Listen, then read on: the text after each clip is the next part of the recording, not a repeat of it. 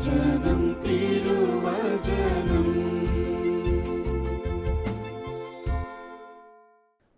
മിശിഹായ്ക്ക് സ്തുതിയായിരിക്കട്ടെ. പ്രിയപ്പെട്ട ദൈവജനമേ, ലോകത്തിൻ്റെ വിവിധ ഭാഗങ്ങളിലായിരുന്നു കൊണ്ട് നമ്മളെല്ലാവരും ഒരുമിച്ച് ഈ വചന ശുശ്രൂഷയിൽ പങ്കെടുക്കുകയാണ്. കൊറോണയുടെ മഹാമാരിയുടെ നടുവിൽ ഒരു ദൈവവിശ്വാസിയെ സംബന്ധിച്ചിടത്തോളം വലിയൊരാശ്വാസമാണ് പന്തക്കുസ്താ ദിനം നമ്മുടെ മുമ്പിൽ ചേർത്തു വയ്ക്കുന്നത്. വർഷങ്ങൾക്ക് മുമ്പ് പ്രാർത്ഥിച്ചു കാത്തിരുന്ന ഒരു പറ്റം മനുഷ്യരുടെ മേൽ പരിശുദ്ധാത്മാവ് കടന്നു വന്നതിൻ്റെ അതിശക്തമായ ഓർമ്മയാണല്ലോ നമ്മുടെ മുമ്പിൽ പന്തക്കുസ്താ ദിനം ചേർത്തു വയ്ക്കുന്നത്. അപ്പസ്തോല പ്രവർത്തനം 2-ാം അധ്യായം വളരെ കൃത്യമായി പന്തക്കുസ്താ ദിനത്തിൽ സംഭവിച്ച കാര്യങ്ങൾ രേഖപ്പെടുത്തി വച്ചിരിക്കുന്നു. സാധിക്കുന്നവരൊക്കെ ബൈബിൾ ഒന്നെടുത്ത് നമുക്ക് ഒരുമിച്ച് അപ്പസ്തോല പ്രവർത്തനം 2-ാം അധ്യായം 1 മുതൽ 4 വരെയുള്ള വചനഭാഗങ്ങൾ ഒന്ന് വായിച്ച് അഭിഷേകം പ്രാപിക്കാം. വചനം ഇങ്ങനെ പറയുന്നു: പന്തക്കുസ്താ ദിനം സമാഗതമായപ്പോൾ അവരെല്ലാവരും ഒരുമിച്ച് കൂടിയിരിക്കുകയായിരുന്നു. കൊടുങ്കാറ്റടിക്കുന്നത് പോലുള്ള ഒരു ശബ്ദം പെട്ടെന്ന് ആകാശത്തുനിന്നുണ്ടായി. അതവർ സമ്മേളിച്ചിരുന്ന വീട് മുഴുവൻ നിറഞ്ഞു. അഗ്നിജ്വാലകൾ പോലുള്ള നാവുകൾ തങ്ങളുടെ ഓരോരുത്തരുടെ മേൽ വന്നു നിൽക്കുന്നതായി അവർ കണ്ടു. അവരെല്ലാവരും പരിശുദ്ധാത്മാവിനാൽ നിറഞ്ഞു. ആത്മാവ് കൊടുത്ത ഭാഷണപരമനുസരിച്ച് അവർ വിവിധ ഭാഷകളിൽ സംസാരിക്കാൻ തുടങ്ങി. പ്രിയപ്പെട്ട ദൈവജനമേ, പന്തക്കുസ്താ ദിനം ഇതാണ് കൂട്ടായ്മയുടെ മേൽ സംഭവിച്ചത്. ഇതേ അഭിഷേകം നമ്മുടെ എല്ലാവരുടെയും ജീവിതത്തിൽ സംഭവിക്കപ്പെടട്ടെ എന്ന് ഈ അവസരത്തിൽ ആശംസിക്കുന്നു, പ്രാർത്ഥിക്കുന്നു. നമുക്കൊരു നിമിഷം കരങ്ങൾ ചേർത്ത് പിടിച്ച് നമുക്കൊന്ന് പ്രാർത്ഥിക്കാം. സാധിക്കുന്നവരൊക്കെ ഒന്ന് കണ്ണടച്ച് പ്രാർത്ഥിച്ചുകൊള്ളൂ. നല്ലവനായ ദൈവമേ, അനുദിന ജീവിതത്തിൽ ഒരു പന്തക്കുസ്താ അനുഭവം നൽകി ഞങ്ങളെ നയിക്കണമേ. പരിശുദ്ധ അമ്മേ മാതാവേ, പരിശുദ്ധാത്മാവിനാൽ നിറഞ്ഞ് വചനം ലോകത്തിന് പങ്കുവച്ചവളെ, ഞങ്ങൾക്ക് വേണ്ടി മധ്യസ്ഥം വഹിക്കണമേ. ആമേൻ. പ്രിയപ്പെട്ടവരെ, ഈ കൊറോണയുടെ ദുരിതത്തിനിടയിൽ വലിയ ഒരാശ്വാസമാണ് നമ്മുടെ ഈ പന്തക്കുസ്താ ദിനം നമ്മുടെ മുമ്പിൽ ഉയർത്തിവെക്കുന്നത്. പന്തക്കുസ്താ ദിനത്തോട് ചേർത്ത് വെച്ച് നമ്മൾ പ്രാർത്ഥിക്കുമ്പോൾ വിശുദ്ധ ഗ്രന്ഥം നമ്മുടെ മുമ്പിൽ 1-2 ചോദ്യങ്ങൾ ഉയർത്തിവെക്കുകയാണ്.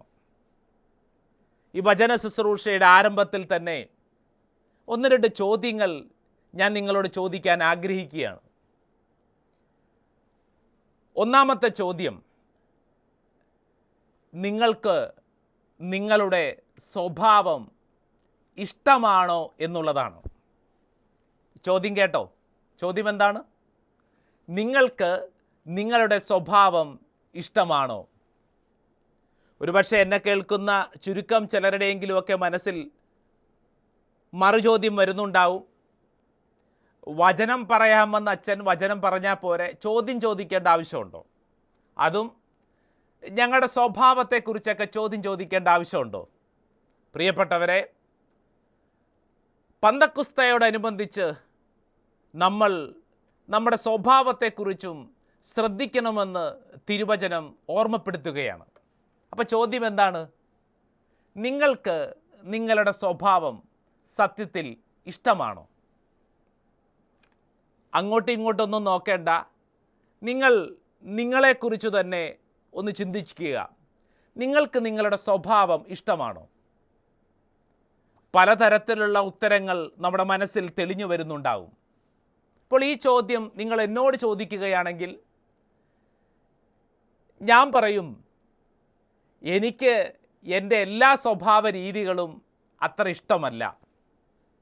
കുറച്ചൊക്കെ ഇഷ്ടമാണ്, കുറച്ചൊക്കെ ഇഷ്ടവുമല്ല. ഒരുപക്ഷെ ഈ വചന ശുശ്രൂഷയിൽ പങ്കെടുക്കുന്നവരെ നിങ്ങളുടെയൊക്കെ ഏകദേശ അഭിപ്രായവും അങ്ങനെയൊക്കെ തന്നെയായിരിക്കും.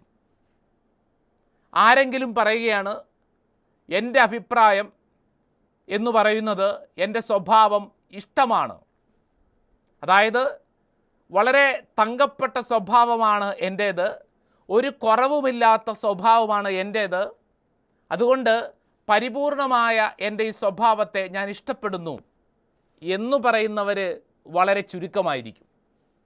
കാരണം നമുക്കറിയാം, നമ്മുടെയൊക്കെ സ്വഭാവം കുറേയൊക്കെ നമുക്കിഷ്ടമാണ്, എന്നാൽ കുറേയധികം കാര്യങ്ങൾ നമുക്കിഷ്ടമല്ല. അല്ലേ? ശ്രദ്ധിച്ചിട്ടില്ലേ? പ്രത്യേകിച്ച് നമുക്ക് നിയന്ത്രിക്കാൻ പറ്റാത്ത ചില വികാര പ്രകടനങ്ങൾ, അമിതമായി വരുന്ന ദേഷ്യപ്രകടനം നമുക്കിഷ്ടമാണോ? ദേഷ്യപ്പെടണമെന്ന് ആഗ്രഹമില്ല, പക്ഷേ എവിടുന്നാണെന്ന് അറിഞ്ഞുകൂടാ ഈ ദേഷ്യം അങ്ങ് വരുവാണ്. ഭയം ഒട്ടും താല്പര്യമില്ല, പക്ഷേ പേടിക്കേണ്ടാത്ത കാര്യങ്ങളെയൊക്കെ ഭയപ്പെടുന്നു. നാവിനെ നിയന്ത്രിക്കണമെന്ന് എപ്പോഴും ആഗ്രഹമുണ്ട്, പക്ഷേ വായിൽ നിന്ന് വരുന്ന വാക്കുകൾ ഒന്നും മനസ്സിലാവുന്നില്ല.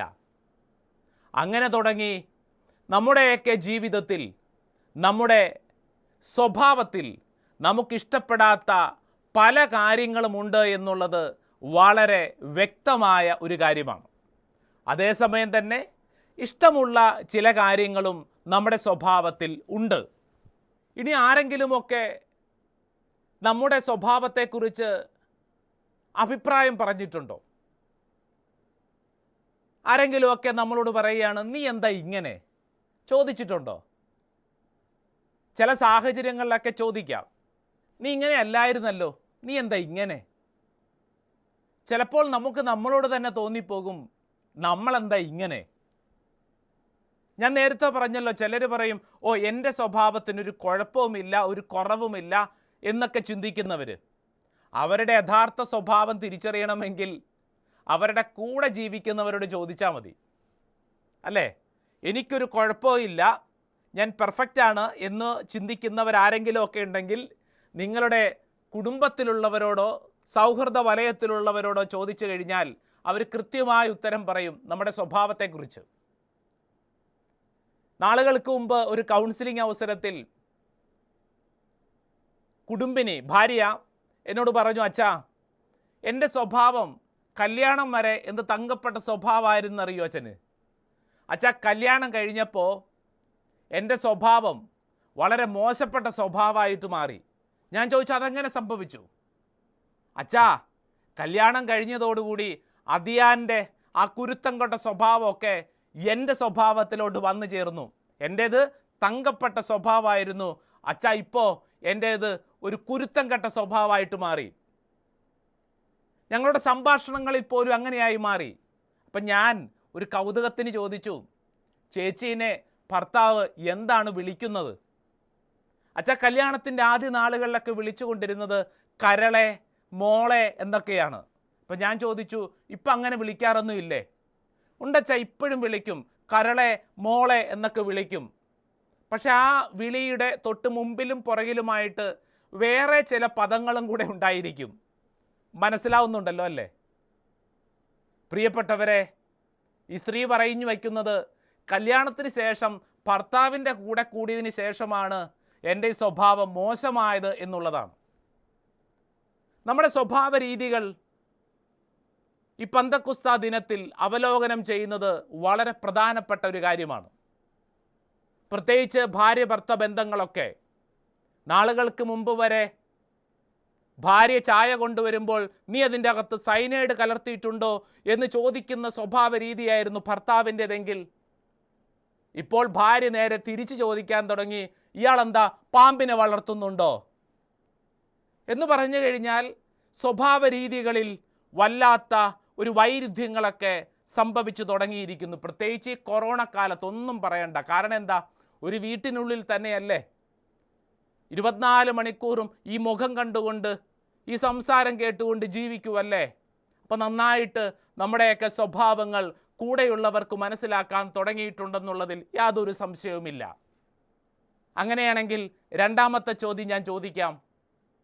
പ്രിയപ്പെട്ടവരെ, നമ്മുടെ ഈ സ്വഭാവം മാറ്റാൻ പറ്റുമോ? അതായത് ഉദാഹരണത്തിന് ഞാൻ ദേഷ്യപ്രകൃതിയുള്ള, അല്ല തൊട്ടതിനും പിടിച്ചതിനുമൊക്കെ ദേഷ്യപ്പെടുന്ന ചില ആളുകളെ കുറിച്ചൊക്കെ പറയത്തില്ലേ, മൂക്കത്ത് ശുണ്ടിയുണ്ടെന്നൊക്കെ പറയുന്ന വളരെയധികം ദേഷ്യ സ്വഭാവമുള്ള എൻ്റെ ഈ ദേഷ്യം മാറ്റാൻ പറ്റുമോ? ചില കാര്യങ്ങളെ ഭയപ്പെടുന്ന, അല്ലെങ്കിൽ ചില ദുശീല സ്വഭാവങ്ങളുള്ള നമ്മുടെ ഈ സ്വഭാവ രീതികൾ മാറ്റാൻ പറ്റുമോ? പഴമൊഴിയായിട്ടൊക്കെ ഇങ്ങനെ പറയാറുണ്ട്, ചൊട്ടയിലെ ശീലം ചുടല വരെ. എന്ന് പറഞ്ഞാൽ എന്താ? എന്ന് പറഞ്ഞു കഴിഞ്ഞാൽ ജനിച്ച നാൾ മുതലുള്ള നമ്മുടെ സ്വഭാവം മരണം വരെ നമ്മുടെ കൂടെ ഉണ്ടാവും. പ്രിയപ്പെട്ടവരെ, എന്ന് പറഞ്ഞു കഴിഞ്ഞാൽ നമ്മുടെ സ്വഭാവം ഒന്നും മാറാൻ പോകുന്നില്ല. അതുകൊണ്ടാണല്ലോ ചിലരൊക്കെ പറയുന്നത്, എൻ്റെ സ്വഭാവം ഇങ്ങനെയാണെന്ന് നിനക്കറിഞ്ഞുകൂടെ, അല്ലേ? ദേഷ്യപ്പെടുമ്പോൾ ചിലരൊക്കെ പറയുന്നത് അങ്ങനെയാണല്ലോ, നിനക്കറിയാമല്ലോ ഞാൻ ഇങ്ങനെയാണെന്ന്, നിനക്കറിയാമല്ലോ ഞാൻ ദേഷ്യക്കാരനാണെന്ന്, നിനക്കറിയാമല്ലോ എൻ്റെ സ്വഭാവ രീതി ഇങ്ങനെയാണെന്ന്, അതുകൊണ്ട് നീ മാറിക്കോണം, ഞാൻ മാറാൻ തയ്യാറല്ല. പ്രിയപ്പെട്ടവരെ, രണ്ട് മർമ്മപ്രധാനമായ ചോദ്യങ്ങളാണ് ഈ പന്തക്കുസ്തായോടനുബന്ധിച്ച് നമ്മുടെ മുമ്പിൽ ഉയർത്തി വയ്ക്കുന്നത്. ഒന്നാമത്തെ ചോദ്യം, നിന്റെ സ്വഭാവം നിനക്കിഷ്ടമാണോ? രണ്ടാമത്തെ ചോദ്യം, നമ്മുടെ സ്വഭാവത്തിൽ ഇഷ്ടമില്ലാത്ത കാര്യങ്ങൾ നമുക്ക് മാറ്റാൻ പറ്റുമോ? ഇതാ ഈ പന്തക്കുസ്ത തിരുനാൾ നമ്മുടെ മുമ്പിൽ വളരെ മനോഹരമായിട്ടുള്ള ഒരു സന്ദേശം നൽകുകയാണ്. പ്രിയപ്പെട്ടവരെ, നമുക്ക് നമ്മുടെ സ്വഭാവ രീതികൾ മാറ്റാൻ പറ്റും. ആരെങ്കിലും ചിന്തിക്കുന്നു മാറ്റാൻ പറ്റില്ല എന്നെങ്കിൽ, ഇതാ നീ വിശുദ്ധ ഗ്രന്ഥം വായിച്ചു നോക്കൂ. ഈ വിശുദ്ധ ഗ്രന്ഥം നിന്റെ മുമ്പിൽ നൽകുന്ന ഏറ്റവും വലിയ ഉറപ്പെന്താണെന്നറിയോ? നിന്റെ സ്വഭാവ രീതികളിൽ നിനക്ക് മാറ്റം വരുത്താൻ ആഗ്രഹമുള്ള മേഖലകളിൽ നിനക്ക് മാറ്റം വരുത്താൻ സാധിക്കും. പ്രിയപ്പെട്ടവരെ, അതാണ് പന്തക്കുസ്ത. നമ്മുടെ സ്വഭാവത്തിൽ നമുക്കിഷ്ടമില്ലാത്ത കാര്യങ്ങളെ നമുക്ക് മാറ്റാൻ സാധിക്കും. അതേത് തരത്തിലുള്ള സ്വഭാവ രീതികളാണെങ്കിലും. ഞാനിങ്ങനെയാണല്ലോ, ഞാനിങ്ങനെ ജനിച്ചു പോയല്ലോ, എൻ്റെ സ്വഭാവം ഇങ്ങനെയാണല്ലോ, എൻ്റെ പശ്ചാത്തലം ഇങ്ങനെയാണല്ലോ, ഇത്രയധികം തെറ്റുകൾ ഞാൻ ചെയ്തു പോയല്ലോ എന്ന് തുടങ്ങിയിട്ടുള്ള വിപരീതമായിട്ടുള്ള ചിന്തകൾ, നെഗറ്റീവായിട്ടുള്ള ചിന്തകൾ കൊണ്ടു നടക്കുന്നവർ വളരെ ശ്രദ്ധിക്കുക. പ്രിയപ്പെട്ടവരെ, ഇതാ വിശുദ്ധ ഗ്രന്ഥം നിന്നോടാണ് പറയുന്നത്, നിന്റെ സ്വഭാവ രീതികൾ മാറ്റാൻ പറ്റും. ഇത് ആദ്യം തന്നെ ഒരാത്മവിശ്വാസമായി ഏറ്റെടുക്കുക, പ്രത്യാശ അർപ്പിക്കുക. കാരണം ഈ പന്തക്കുസ്ത തിരുനാൾ നിന്റെ മുമ്പിൽ പറയുന്നു, നിന്റെ സ്വഭാവ രീതികൾ, പ്രത്യേകിച്ച് നിന്റെ സ്വഭാവത്തിൽ നിനക്കിഷ്ടമില്ലാത്ത തിന്മയായിട്ടുള്ള സ്വഭാവ രീതികളെ നിനക്ക് മാറ്റാൻ പറ്റും.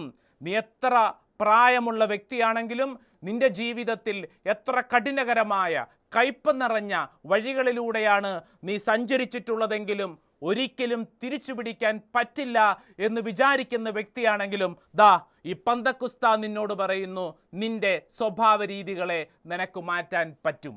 പ്രിയപ്പെട്ടവരെ, ഞാൻ ഈ പറഞ്ഞ കാര്യം അല്പം കൂടെ ആഴത്തിൽ മനസ്സിലാക്കണമെങ്കിൽ വിശുദ്ധ ഗ്രന്ഥത്തിൽ പ്രത്യേകിച്ച് ശിഷ്യ സമൂഹത്തെക്കുറിച്ച് വായിച്ചാൽ മതി. ആരാണ് ഈ ശിഷ്യന്മാർ? പ്രിയപ്പെട്ടവരെ, 12 പേരെ യേശു തിരഞ്ഞെടുത്തു. നമുക്കറിയാം, 3 വർഷത്തോളം ഈ ശിഷ്യന്മാർക്ക് കൃത്യമായ മാർഗനിർദ്ദേശം കൊടുത്തു. അവരെ പല കാര്യങ്ങളും പഠിപ്പിച്ചു. ഈ 12 പേരും 12 സ്വഭാവമുള്ള 12 വ്യത്യസ്ത ജീവിത രീതികളിൽ നിന്ന് കടന്നു വന്നവരാണ് ഈ 12 പേരും, അല്ലേ? പത്രോസിന് നമുക്കറിയാം എടുത്തുചാട്ടക്കാരനാണ്. അവൻ്റെ തൊഴിലെന്ന് പറയുന്നത് മീൻപിടുത്തമാണ്. പക്ഷേ ഇവൻ്റെ സ്വഭാവം വിശുദ്ധ ഗ്രന്ഥത്തിൽ പറയുന്ന അവൻ എടുത്തുചാട്ടക്കാരനാണ്, അല്ലേ? ശ്രദ്ധിച്ചില്ലേ? എന്ത് കാര്യത്തിനും എടുത്തുചാടിയാണ് നിൽക്കുന്നത്. നമ്മുടെയൊക്കെ പലരുടെ സ്വഭാവം അങ്ങനെയല്ലേ? ഭയങ്കര എടുത്തുചാട്ടമാണ്, കാര്യമൊന്നുമില്ല, ഈ എടുത്തുചാട്ടം മാത്രമേ ഉള്ളൂ. മത്തായി എന്ന് പറയുന്നത് ചുങ്കക്കാരനാണ്. റോമൻ സാമ്രാജ്യത്തിനു വേണ്ടി ചുങ്കം പിരിക്കുന്ന ഒരു ഗുണ്ടയാണ് ആര്? മത്തായി. അതിൻ്റെ അകത്തു തന്നെ തീവ്രവാദിയായ ഒരുത്തനുണ്ട്. തീവ്രവാദി എന്ന് പറഞ്ഞു കഴിഞ്ഞാൽ ആരാണ്? അവൻ മറ്റുള്ളവരെ ആക്രമിക്കുന്നവനാവാം, തീവ്രവാദി. അതിൻ്റെ അകത്തു തന്നെ യോഹന്നാനെ കുറിച്ച് പറയുന്നുണ്ട്. പലപ്പോഴും യോഹന്നാനെ കുറിച്ചൊക്കെ വായിക്കുമ്പോൾ പലരുടെയും മനസ്സിൽ ഒരു പാവത്താൻ എന്നൊക്കെയുള്ള ഒരു ചിത്രമാണ്. എന്നാൽ വിശുദ്ധ ഗ്രന്ഥം പറയുന്നത് അല്പം കൂടെ ആഴത്തിൽ വായിച്ചാൽ മനസ്സിലാകും, അത്ര പാവത്താനൊന്നുമല്ല ഈ യോഹന്നാൻ. ഒന്ന് രണ്ട് സംഭവങ്ങൾ എടുത്ത് വായിച്ചു നോക്ക്. പ്രത്യേകിച്ച് മർക്കോസ് സുവിശേഷകൻ പറയുന്നുണ്ട് ഈ യോഹന്നാൻ്റെ ചില സ്വഭാവ രീതികളെക്കുറിച്ച്. പ്രത്യേകിച്ച് സമരിയായിലൂടെ കടന്നു പോകുമ്പോൾ ഈ യോഹന്നാനാണ് പറയുന്നത് യേശുവിനോട്, യേശുവേ, ഈ നാട്ടിലുള്ളവർ നമ്മളെ ഒന്നും മൈൻഡ് ചെയ്യുന്നില്ലല്ലോ, അതുകൊണ്ട് ഞാൻ ഇങ്ങനെ ഒന്ന് ചെയ്യട്ടെ, സ്വർഗത്തിൽ നിന്ന് തീ ഇറക്കി ഈ ഗ്രാമത്തിലുള്ളവരെയൊക്കെ അങ്ങ് നശിപ്പിക്കട്ടെ. അതാണ് യോഹന്നാൻ. എന്താ അല്ലേ സ്വഭാവം? അത്ര ശാന്തനൊന്നുമല്ല. ഒരു ഗ്രാമത്തിലുള്ളവരെ മുഴുവൻ നശിപ്പിക്കാനായിട്ട് ആഗ്രഹിച്ചവനാണവൻ. ഈശോയുടെ വലതും ഇടത്തും ഇരിക്കാൻ വേണ്ടി സ്ഥാനം ആഗ്രഹിച്ചു വന്നവനാണ് ആര്? ഈ യോഹന്നാൻ. അങ്ങനെ തുടങ്ങി യോഹന്നാനെക്കുറിച്ച് കൃത്യമായ ചില മേഖലകൾ വിശുദ്ധ ഗ്രന്ഥം പഠിപ്പിക്കുന്നുണ്ട്. ഞാൻ പറഞ്ഞു വരുന്നത് ഇവരുടെ സ്വഭാവ രീതികളാണ്. ഇവർ പരസ്പരം തർക്കിച്ചിരുന്നു, വഴക്കിട്ടിരുന്നു എന്നൊക്കെ വചനം പഠിപ്പിക്കുന്നു. മർക്കോസ് സുവിശേഷകൻ വായിച്ചു പോകുമ്പോൾ, പ്രത്യേകിച്ച് മർക്കോസിൻ്റെ സുവിശേഷം 16-ാം അധ്യായം എത്തുമ്പോൾ നമ്മുടെ മുമ്പിൽ ഞെട്ടലോടെ വായിക്കേണ്ട ഒരു കാര്യമുണ്ട്. മർക്കോസിൻ്റെ സുവിശേഷം തന്നെ അവസാനിക്കുന്നത് ശിഷ്യന്മാരുടെ പരാജയത്തെക്കുറിച്ച് ഓർമ്മപ്പെടുത്തിക്കൊണ്ടാണ്. ശിഷ്യന്മാർ ആരും തന്നെ യേശുവിൻ്റെ കൂടെ ഉണ്ടായിരുന്നില്ല. അവസാന ഭാഗം എത്തുമ്പോൾ കുറച്ച് സ്ത്രീകളാണ് യേശുവിനെ അനുഗമിച്ചിരുന്നത്. പ്രിയപ്പെട്ടവരെ, അവസാനം ആ സ്ത്രീകളും കൂടെ യേശുവിൻ്റെ കൂടെ ഉണ്ടായിരുന്നില്ല. യേശുവിൻ്റെ ഉയർപ്പിൽ അവർ വിശ്വസിച്ചില്ല. മർക്കോസിൻ്റെ സുവിശേഷം 16-ാം അധ്യായം 8-ാം തിരുവചനം വചനം ഇങ്ങനെ പറയുന്നു: അവർ ശവകുടീരത്തിൽ നിന്നും പുറത്തിറങ്ങി ഓടി, എന്തെന്നാൽ അവർ പേടിച്ചു വിറയ്ക്കുകയും ആശ്ചര്യപ്പെടുകയും ചെയ്തിരുന്നു. അവർ ആരോടും ഒന്നും പറഞ്ഞില്ല, അവർ അത്യന്തം ഭയപ്പെട്ടിരുന്നു. പിന്നീട് വായിച്ചു പോകുമ്പോൾ ശിഷ്യന്മാരെക്കുറിച്ച് വീണ്ടും വചനങ്ങളുണ്ട്. 16-ാം അധ്യായം 11-ാം തിരുവചനം പറയുന്നു: അവൻ ജീവിച്ചിരിക്കുന്നുവെന്നും അവൾക്ക് കാണപ്പെട്ടുവെന്നും കേട്ടപ്പോൾ അവർ വിശ്വസിച്ചില്ല. ഇതാണ് ശിഷ്യന്മാർ. യോഹന്നാൻ്റെ സുവിശേഷം 20-ാം അധ്യായം 19-ാം തിരുവചനത്തിൽ വീണ്ടും ശിഷ്യന്മാരെക്കുറിച്ച് പറയുന്നു: അവർ ഭയപ്പെട്ട് കതകടച്ച് മുറിക്കകത്തിരിക്കുകയായിരുന്നു. വീണ്ടും തൊട്ടടുത്ത അധ്യായം 21-ാം അധ്യായം 3-ാം വചനത്തിൽ വായിക്കുമ്പോൾ പത്രോസ് ശ്ലീഹ മീൻ പിടിക്കാൻ പോകുന്നു എന്ന് പറഞ്ഞു കഴിഞ്ഞാൽ പ്രത്യാശ നഷ്ടപ്പെട്ട് ഭയവും നിരാശയും ദുഃഖവും ഉള്ളിൽ കൊണ്ടു നടക്കുന്ന ശിഷ്യന്മാർ. ഇതാണ് അവരുടെ സ്വഭാവം. യേശുവിൻ്റെ ഉയർപ്പിന് ശേഷം, ശ്രദ്ധിക്കണം, യേശുവിൻ്റെ ഉയർപ്പിന് ശേഷം അവരുടെ സ്വഭാവ രീതികളിൽ ഒരു മാറ്റവുമില്ല, കൂടുതൽ മോശമായിട്ടേ ഉള്ളൂ. ഇങ്ങനെയുള്ള ശിഷ്യന്മാരാണ് പ്രിയപ്പെട്ടവരെ ഒരുമിച്ചിരുന്ന് അവർ കാത്തിരുന്ന് പ്രാർത്ഥിച്ചത്. അവർ എന്തിനു വേണ്ടി പ്രാർത്ഥിച്ചു? പരിശുദ്ധ അമ്മയുടെ നേതൃത്വത്തിൽ അവർ കാത്തിരുന്ന് പ്രാർത്ഥിച്ചത് ഈ പരിശുദ്ധാത്മാവിന് വേണ്ടിയിട്ടാണ്. പ്രിയപ്പെട്ടവരെ, കഷ്ടപ്പെട്ട് കുത്തിയിരുന്ന് പ്രാർത്ഥിച്ചു കഴിഞ്ഞപ്പോൾ അവരിൽ അത്ഭുതകരമായ കാര്യങ്ങൾ സംഭവിച്ചു. അതാണ് പന്തക്കുസ്ത. ഇനി അടുത്ത വളരെ മർമ്മപ്രധാനമായ കാര്യം, ഈ പന്തക്കുസ്ത ദിനത്തിൽ ഇവരുടെ സ്വഭാവത്തിൽ എന്തു മാറ്റം സംഭവിച്ചു? പ്രിയപ്പെട്ടവരെ, വിശുദ്ധ ഗ്രന്ഥം വായിച്ചു പോവുക. പ്രത്യേകിച്ച് അപ്പസ്തോല പ്രവർത്തനം കൃത്യമായിട്ട് എഴുതി വെച്ചിട്ടുണ്ട് എന്താണ് അവരുടെ സ്വഭാവത്തിൽ സംഭവിച്ച മാറ്റങ്ങൾ. 120ഓളം വരുന്ന ദൈവജനമാണ് പരിശുദ്ധ അമ്മയുടെ നേതൃത്വത്തിൽ ഒരുമിച്ചിരുന്ന് പ്രാർത്ഥിച്ചത്. പ്രിയപ്പെട്ടവരെ, പന്തക്കുസ്ത ദിനത്തിന് ശേഷം അവരിൽ സംഭവിച്ച മാറ്റങ്ങൾ, ഒന്നാമത്തത് അവർ ധൈര്യം പ്രാപിച്ചു എന്നുള്ളതാണ്. ഞാൻ പറഞ്ഞുവല്ലോ, പ്രത്യാശ നഷ്ടപ്പെട്ട് നിരാശയും ദുഃഖവും ഭയവും കൊണ്ടിരുന്ന അവരുടെ സ്വഭാവത്തിൽ എന്ത് കടന്നു വന്നു? ധൈര്യം കടന്നു വന്നു. എന്നെ കേൾക്കുന്ന പ്രിയപ്പെട്ടവരെ, നിന്റെ സ്വഭാവ രീതിയിൽ പ്രത്യാശ നഷ്ടപ്പെട്ട് നിരാശയും ദുഃഖവും ഭയവും നിന്നെ വേട്ടയാടുന്നുണ്ടെങ്കിൽ പരിശുദ്ധാത്മാവ് നിനക്കൊരു ഉറപ്പ് നൽകുന്നു. നീ ഒന്ന് കാത്തിരുന്ന് പ്രാർത്ഥിച്ചാൽ നിന്നിൽ അത്ഭുതകരമായ മാറ്റങ്ങൾ സംഭവിക്കപ്പെടും.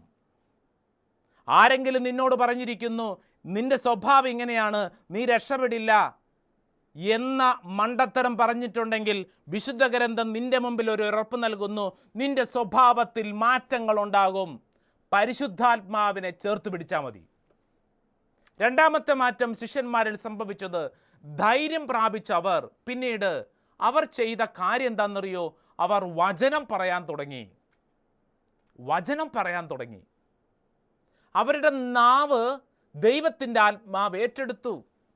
നമുക്കറിയാം, അത്രയും നാള് പരസ്പരം കുറ്റം പറഞ്ഞിരുന്ന, വഴക്കിട്ടിരുന്ന, നുണ പറഞ്ഞിരുന്ന സ്ഥാനമാനങ്ങൾക്ക് വേണ്ടി കലഹിച്ചിരുന്ന അവരുടെ നാവ് എന്തായിട്ട് മാറി? വചനം പറയുന്ന നാവായിട്ട് മാറി. എന്ന് പറഞ്ഞാൽ അവരുടെ ശരീരത്തെ പരിശുദ്ധാത്മാവ് ഏറ്റെടുത്തു. അതല്ല വചനം നമ്മുടെ മുമ്പിൽ പറയുന്നത്. പരിശുദ്ധാത്മാവിനാൽ നിറഞ്ഞു ആത്മാവ് കൊടുത്ത ഭാഷണവരമനുസരിച്ച് അവർ വിവിധ ഭാഷകൾ സംസാരിക്കാൻ തുടങ്ങി. അപ്പോസ്തല പ്രവർത്തനം 1:4 എന്ന് പറഞ്ഞാൽ പരിശുദ്ധാത്മാവ് ഒരു വ്യക്തിയിൽ നിറയുമ്പോൾ ആ വ്യക്തിയുടെ ശരീരത്തിലാണ് പരിശുദ്ധാത്മ പ്രവർത്തനം ആരംഭിക്കുന്നത്.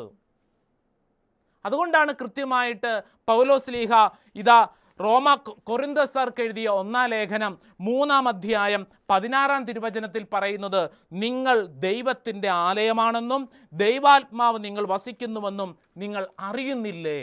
ഒരു ചോദ്യം ചോദിക്കുകയാണ്. നിനക്കറിയുന്നില്ലേ? നിന്റെ ശരീരം നിന്റെ സ്വന്തമല്ല, അത് പരിശുദ്ധാത്മാവിൻ്റേതാണ്. ഈ ഒരു അവബോധത്തിലേക്കാണ് പന്തക്കുസ്ത നമ്മളെ ചേർത്ത് വയ്ക്കുന്നത്.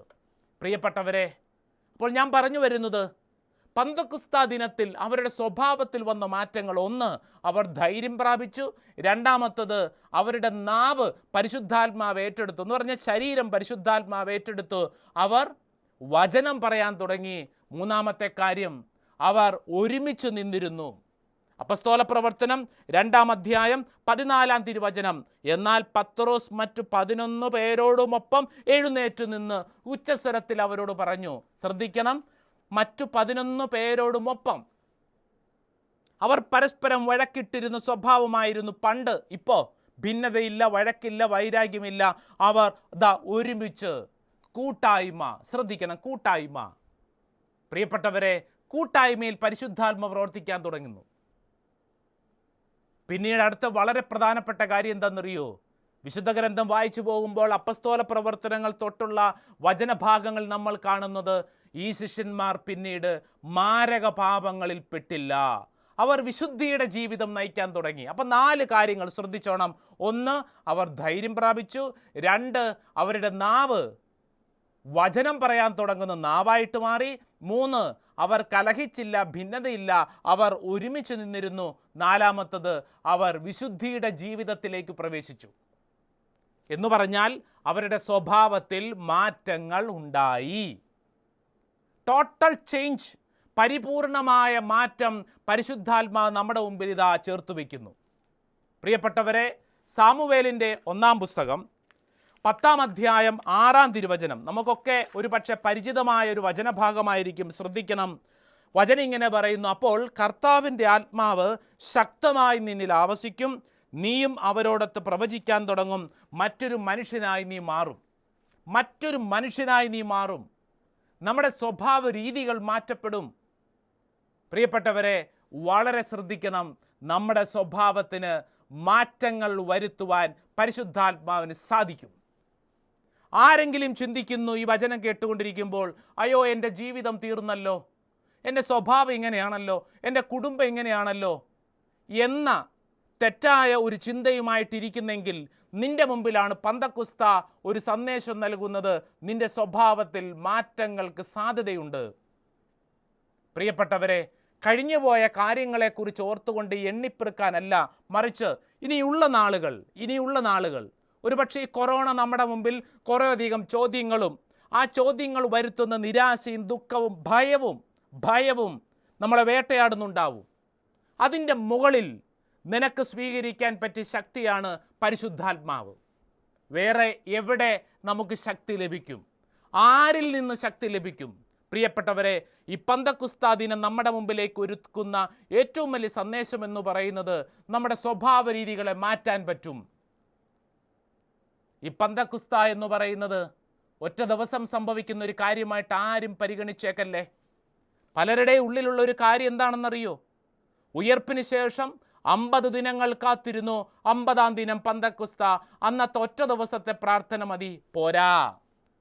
പന്തക്കുസ്ത എന്ന് പറയുന്നത് ഓരോ ദിവസവും സംഭവിക്കേണ്ട നമ്മുടെ ജീവിതത്തിൻ്റെ അഭിഷേകമാണ്. ഒറ്റ ദിവസത്തിൽ മാത്രം ഒതുങ്ങുന്നതല്ല. ചിലരൊക്കെ അങ്ങനെയല്ലേ, ഒരു ധ്യാനാവസരത്തിൽ പരിശുദ്ധാത്മാവിന് വേണ്ടി പ്രാർത്ഥിച്ചു, കിട്ടിയില്ല, ഉപേക്ഷിച്ചു, ഇനിയില്ല. അങ്ങനെയല്ല, മറിച്ച് നമ്മുടെ മരണം വരെ, ജീവശ്വാസം തീരുന്നതുവരെ നമ്മളെല്ലാ ദിവസവും ഈ പരിശുദ്ധാത്മാവിന് വേണ്ടി പ്രാർത്ഥിച്ചുകൊണ്ടിരിക്കണം. ഒരു നന്മ നിറഞ്ഞ മറിയമെങ്കിലും ചെല്ലുമ്പോൾ കുടുംബ പ്രാർത്ഥനയുടെ അവസരത്തിലൊക്കെ എന്താണ് സംഭവിക്കുന്നത്? ഈ പരിശുദ്ധാത്മാഭിഷേകം, ഒരു പന്തക്കുസ്തയാണ് കുടുംബ പ്രാർത്ഥന. ചെല്ലുന്ന ഓരോ നന്മ നിറഞ്ഞ മറിയവും നമ്മുടെ ജീവിതത്തിൽ ഒരു പന്തക്കുസ്തയായിട്ട് മാറണം. പ്രിയപ്പെട്ടവരെ, അവിടെയാണ് അഭിഷേകം. അങ്ങനെയാണെങ്കിൽ നമ്മളുടെ പ്രാർത്ഥന നമ്മുടെ സ്വഭാവത്തെ മാറ്റിമറിക്കാൻ തുടങ്ങും. എൻ്റെ പ്രിയപ്പെട്ടവരെ, ഈ പന്തക്കുസ്ത തിരുനാളിനോടൊക്കെ അനുബന്ധിച്ച് നമുക്ക് നമ്മുടെ സ്വഭാവത്തെ വിശുദ്ധീകരിക്കാം. ഞാൻ 2 ചോദ്യങ്ങൾ ചോദിച്ചുകൊണ്ടാണ് ഈ ശുശ്രൂഷ ആരംഭിച്ചത്. ഒന്ന്, നിങ്ങളുടെ സ്വഭാവം നിങ്ങൾക്കിഷ്ടമാണോ? വ്യത്യസ്ത അഭിപ്രായങ്ങൾ ഉണ്ടാകും. രണ്ടാമത്തെ ചോദ്യം, നമ്മുടെ സ്വഭാവത്തെ നമുക്ക് മാറ്റാൻ പറ്റുമോ? വിശുദ്ധ ഗ്രന്ഥം നമുക്ക് നൽകുന്ന ഉറപ്പ്, പരിശുദ്ധാത്മശക്തിയാൽ നമുക്ക് സാധിക്കും. നമുക്ക് കഴിവില്ല, എന്നാൽ ആരിലൂടെ? പരിശുദ്ധാത്മാവിലൂടെ സാധിക്കും. അതുകൊണ്ട് നമ്മുടെ എല്ലാ ദിവസത്തെയും പ്രാർത്ഥന, പരിശുദ്ധാത്മാവേ എൻ്റെ സ്വഭാവത്തെ വിശുദ്ധീകരിക്കണമേ എന്നുള്ളതായി മാറട്ടെ. അങ്ങനെ സംഭവിച്ചാൽ പന്തക്കുസ്ത അനുഭവത്തിൽ നമ്മളൊക്കെ ജ്വലിക്കും. പത്രോസും കൂട്ടാളികളും സ്വഭാവത്തിൽ ഒത്തിരിയേറെ തെറ്റായ മേഖലകളുണ്ടായിരുന്നവർ വിശുദ്ധീകരിക്കപ്പെട്ടതുപോലെ നമ്മുടെയൊക്കെ ജീവിതങ്ങൾ വിശുദ്ധീകരിക്കപ്പെടട്ടെ എന്ന് പ്രാർത്ഥിക്കുകയാണ്. പന്തക്കുസ്ത തിരുനാൾ നമ്മുടെയൊക്കെ ജീവിതത്തിൽ അത്ഭുതകരമായ മാറ്റങ്ങൾ ഇടവരുത്തട്ടെ. ദൈവസമൃദ്ധമായി അനുഗ്രഹിക്കട്ടെ. ആമേൻ.